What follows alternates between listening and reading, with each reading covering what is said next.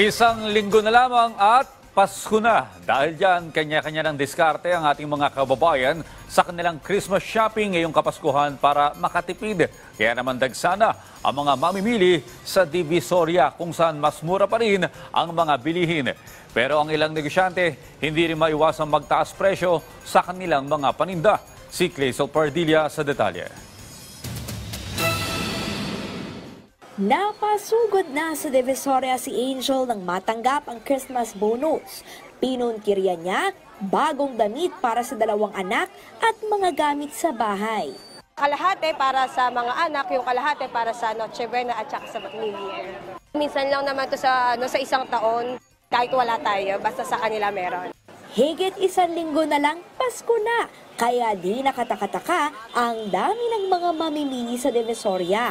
Huwag na rin anilang magulat sa pagtaas ng presyo ng ilang paninda.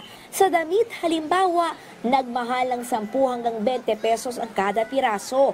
Naglalaro sa 100 hanggang 280 pesos, depende sa laki at disenyo. Lahat ng presyo tumaas as expected, no? Because of the inflation. Pag nagtaas yung pabrika, hanggang sa product mo taas. Pero mas mura pa rin anila sa Divisoria ang mga regalong nabili ni Nelia para sa kanyang 3 apo. Ay, mga pamasko nila, crop top, dress, pinakamura 150, pinakamahal 280. O di ba kaysa sa mall? 500. Matipid kasi alam mo ba yung 1,000 ko, super dami na.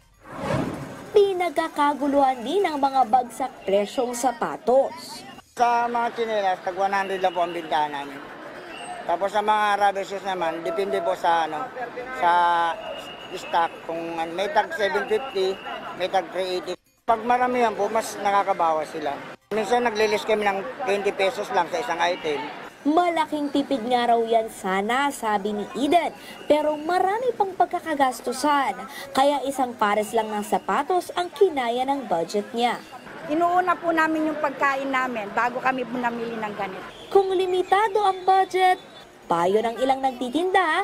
Tumawad po sila para maka-discount sila. Wag lang sagad.